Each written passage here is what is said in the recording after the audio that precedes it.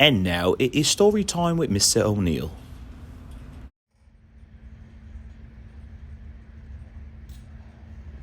Oh, hey. Welcome to Storytime with Mr. O'Neill. I'm Mr. O'Neill, of course. Today we're going to be reading from The One and Only Bob by Katherine Applegate. So sit back, relax. Hopefully you have your book with you so you can read along as I read aloud. And I got the fireplace going, so let's go. We're going to start with page 11.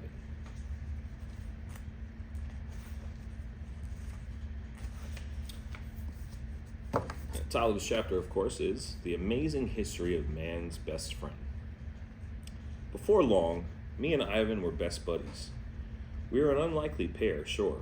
Ivan's calm and serene, a philosopher, an artist. I wish I could be more like that. No one's ever accused me of being level-headed, hot-headed, sure. And I can't talk pretty like Ivan can. I'm a street dog, after all, and I'm proud of it. Still, we clicked in a way I never had with humans. Man's best friend? No way. Gorilla's best friend? You bet.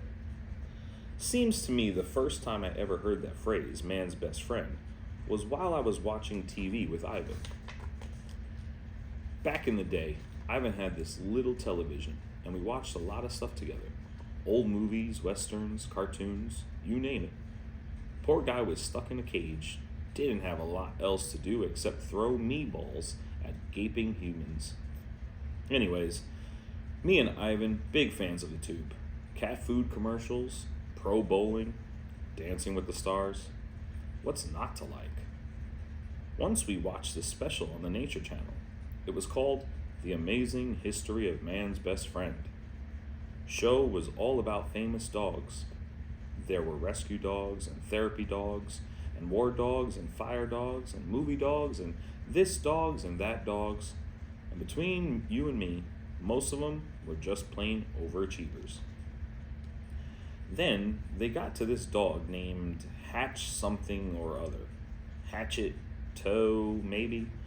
Seems his owner died. For the record, I object to the word owner, but we'll set that aside for now. And Hatchet something or other sat around for over 9 years in the same spot at the same train station, day after day, waiting for him to return. Thing is, the narrator guy was blabbing on and on about this dog, really over-the-top stuff. How loyal, how loving, break out the Kleenex, blah, blah, blah, wah, wah, wah, man's best friend. They made a statue of this dog, I kid you not. A statue of the dog who sat around 9 years waiting for a dead guy. In my opinion, that dog was a ninny, a numbskull, a nincompoop. I'm yours. Let me tell you about being man's best friend. Being man's best friend can mean a lot of things. Companionship, belly rubs, tennis balls. But it can also mean a dark, endless highway and an open truck window. It can mean the smell of the wet wind as hands grab the box you're in with your brothers and sisters and you go sailing into the unkind night and still, crazy as it sounds, you're thinking, but I'm yours, I'm yours, I'm yours. No one. That's what being man's best friend can get you. A black highway, an empty box, and no one in the world but you. Early days. I don't remember much about my early puppy days. It was 3 years ago, but sometimes it feels like 300.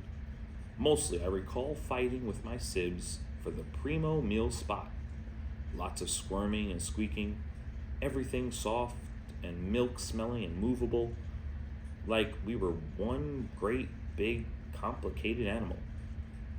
I never met my dad, and my mom didn't say much about him except that he was trouble. Mom had a beautiful fawn coat. Chihuahua, some this, some that. Nice, messy bloodline. Mutt's rule. Mom crooned to us, told us stories, laid down the law. I wonder if she knew she didn't have much time to prepare us for the world.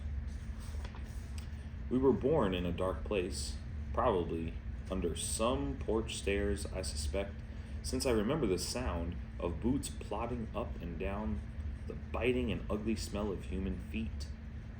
They called my mom Rio, and they fed her most days, though sometimes she had to fend for herself. She never showed fear toward them, or respect. Indifference, I guess you'd say, unless they tried to handle one of us. She growled then, hoping to make it clear that we were hers and hers alone. I myself got picked up a couple times. The hands reached in, grabbed. They were rough and smelled of strange scents, bitter and meaty. My mom's growl made me fearless, and I wriggled and yipped. The hands shoved me back to the warm place where I could sleep and drink and dream in safety. Still, I understood in my simple puppy way that dogs belong to humans, and that was how it would always be. Boss. My mom wasn't much for names. She had a lot of litters. I guess she'd run out of ideas. My brother, first, was Natch, the firstborn. Runt, my youngest bro, was the last. Dot had a little spot on her back, and Yip was always complaining. I was rowdy. Goes without saying. And that left my oldest sister. We all called her Boss. Boss was small but mean, with a distinctive, sharp-sounding bark. She could outmaneuver any of us to the best spot for dining. I admire her grit, even if she did get on my nerves. When we got a bit older, less blind, more cocky, I fought her off occasionally, but mostly Boss won. She was fearless, that pup. Alone. The truck happened without warning one night. They threw us in a box, left my mom behind. I can still hear her frantic howls. I landed in a muddy ditch. It was a cloudy night, nearly freezing. Even the moon had abandoned me. And the smells, everything so wild and unknown. Animals with big jaws and bigger appetites. Birds that swooped in to kill. Death and life all mixed up together. I searched for my siblings until the truth became clear. I was utterly alone. Cars. The next morning I began my slow journey, moving through the tall, wet grass, my limbs stiff from the cold. Now and then I'd drink from a mud puddle or gnaw on some grass. By evening I was wobbly with hunger and thirst. I followed the highway. Every time a four-wheeled creature roared by, I froze in fear. And yet, and this is what stays with me, or slays me, I knew that cars meant humans, and humans meant the possibility of living just as much as they meant the possibility of dying. The owl. Darkness had fallen when it came out of nowhere. The owl. A shadow in a shadow. They don't make a sound, you know, not a sound. It's quite impressive when you think about it. Luck. Just as her talons, those marvelous weapons, raked my fur, I caught my right front foot in a small hole and stumbled. If she'd gotten hold of my body, I wouldn't be here. But all she managed to do was grab my tail. Only time in my life I've regretted my handsome hindquarters.